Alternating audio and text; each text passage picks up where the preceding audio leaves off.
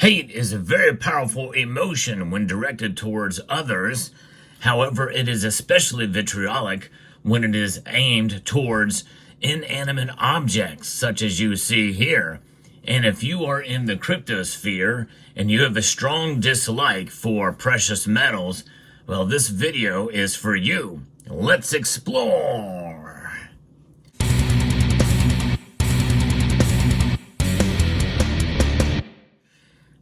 I'm very rarely a fence setter. For those of you who have been following this channel for any amount of time, you know that I have very strong opinions about everything from politics to faith and other things, but especially precious metals.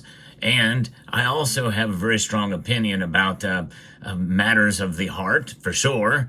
But nonetheless, I've never really been beholden to one side or another when it comes to cryptocurrencies versus precious metals. Why? Well, because they really don't compete with each other. There's really only one thing that they share in common, and that's that they are decentralized.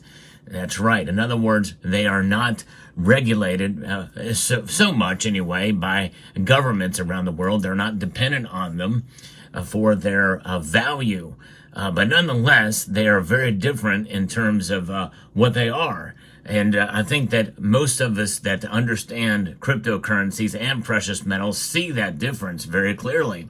But we're going to get into it a little bit here as to what that difference is, and also to give you a better understanding as to why, if you are in one asset class, it may not be a bad idea to diversify into the other asset class. Yes, I'm also speaking to precious metals enthusiasts out there too. Now, I really don't dabble in cryptocurrencies anymore. I used to, very, very little. And I actually cashed out my Bitcoin for an ounce of gold that I had, a little bit in there, and it just grew to, at the tail end of that big major upswing in price early on. And that was about the year 2000, or 2020 rather, when it kind of spiked up there. And on the way back down, I decided, you know what? I'm going to go ahead and cash it out for gold, and actually did that at a local coin shop. But nonetheless, what's going on here? Why should you, if you are a cryptocurrency fan, should you consider precious metals? Well, I believe it's a good idea to diversify into precious metals. My friends at Summit Metals have some of the best deals out there for gold and silver, so consider checking them out if you're thinking about making a purchase. But gold and silver indeed have been around for thousands of years, and that's indisputable. Bitcoin and cryptocurrencies really have only been around since about 2009, and there may be some variations of it that have been around a little bit longer than that, but I don't know of any. Bitcoin is obviously the king of the jungle with regards to cryptocurrencies, but Ethereum is a big one too. And a member of this community sent me an email about a story here from MSN that is really kind of scary as to what's happening here in the Ethereum space. Ethereum is one of the major cryptocurrencies out there, and I'm going to be referencing this piece here, and I believe it was Duke Nukeman, but I don't see his name associated with the email that he sent me, so apologize if I get that wrong. But blockchain tracking platform Whale Alert has identified 6 significant Ethereum transactions, each valued slightly above $100 million within a single hour. The transactions recorded between anonymous blockchain addresses highlight significant movements in the cryptocurrency market. And per this update, each transaction carried approximately 27,970 Ethereum, valued between $100.5 million and $100.7 million at the time of the transactions. So in total, 6 transfers accounted for 168,000 Ethereum, with a combined value of $609.84 million at the current market price. That is big news, folks. The scale and rapid succession of these transfers have raised questions among analysts and traders, particularly as Ethereum's price shows signs of a breakout. And so, yeah, that is really concerning, because we've seen after weeks of trading in range between $3,200 and $3,500, Ethereum has begun to show signs of an upwards breakout. And then this happens. This is a big deal for sure. And for those of you who are following Ethereum or in the crypto sphere, you may know about this. And that just makes you wonder, is there some shenanigans going on? Transference from one unknown wallet to another unknown new wallet. Yeah, that's a little bit crazy. Shady? Who knows? There's a lot of stuff that happens in the crypto sphere like this and other areas where there's exchanges that have been corrupt. You know, there's all kinds of things and fraud that has been found out. We know there's some very high profile cases we've seen come into effect. And then what do we have in precious metal space? We have the Hunt brothers. And the Hunt brothers actually acted legally in order to corner the silver market, and the rules changed on them. And then so it's a little different scenario and situation. We also know that there is manipulation that goes on in the precious metals markets. I've documented one of the biggest cases in the history of the precious metals markets with J.P. Morgan manipulating the prices of all precious metals, gold and silver, in both directions, up and down. And so when you see that kind of thing happen, well, what kind of an impact is it going to have on price? Well, not so much, because, well, the manipulation works in both directions. Are there suppressive forces in the precious metals markets? Likely so. Notwithstanding, gold has just reached, within the last year, an all-time high. It's off from its all-time high now and measured in U.S. dollars. And silver has also had a very good run over the last 12 months. And so when you think about that, the suppressive forces are, in a sense, losing. At least they have been in the last year, and many other times through the movement of the prices up and down, as volatile as they have been in recent years because of geopolitics and other things. I don't know that we can put too much blame on it, on suppression for the metals. So that means, in a sense, even if you believe there is some suppression, even above and beyond what I'm talking about here, what do we know? We know that the dollar is designed to lose value year after year. That's inflation. And even if we're not in an inflationary period, according to what the Federal Reserve's target is of 2% year over year, inflation is still inflation. It is a loss of the purchasing power of the dollar. And over the long course of time, gold and silver maintain that purchasing power.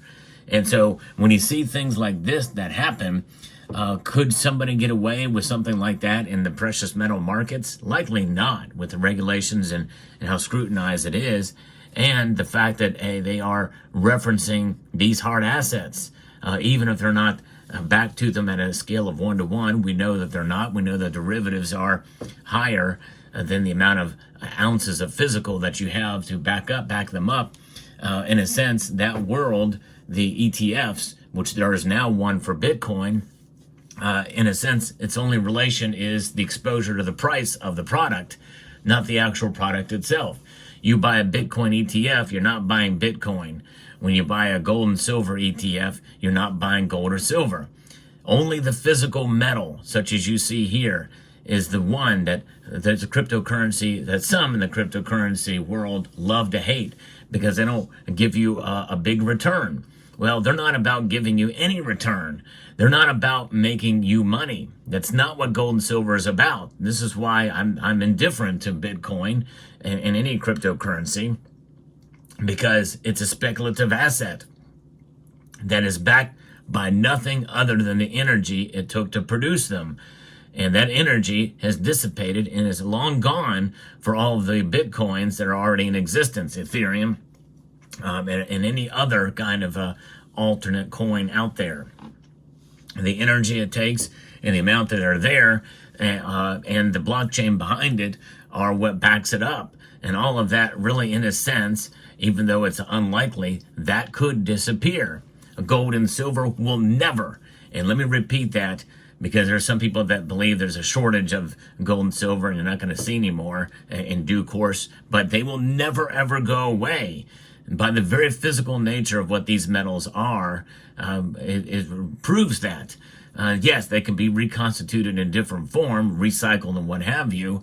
And yes, there are supply crunches, supply shortages, and that type of thing for any kind of demand that's needed at any given point in time, which just really simply means it's not in the form that it can take in order to produce a product at a given point in time. That's the difference. But nonetheless, they don't go away, they don't disappear. This gold and silver has remained here this entire video, but it existed long before that in one form or another, and it shall continue to exist in one form or another long after this video is recorded by me and watched by you. That is the beauty of precious metals. And so therefore, I would encourage that if you are a cryptocurrency fan, to the point where you hate gold and silver, to reconsider your hatred for it, because there's no competition. There's absolutely no competition between the two.